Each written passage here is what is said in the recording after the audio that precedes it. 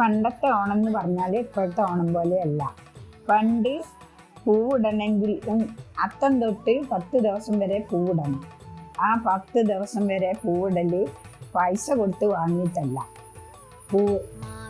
ഇപ്പോഴത്തെ ഓണത്തിന് പൈസ കൊടുത്ത് വാങ്ങണം. പൂവ് പറിക്കാൻ പോകാൻ ആളില്ല.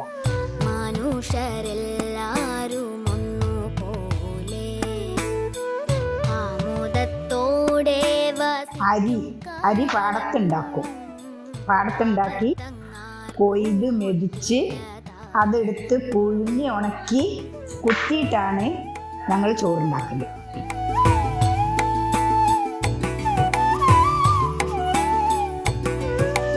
ഞങ്ങളെ കുട്ടിക്കാലത്തൊക്കെ പൂവ് പറിക്കാൻ പോകും. പൂവട്ടി എന്ന് പറഞ്ഞൊരു വട്ടിയുണ്ട്, അത് വാങ്ങി കൊണ്ടുതരും ഞങ്ങളെ അച്ഛൻ.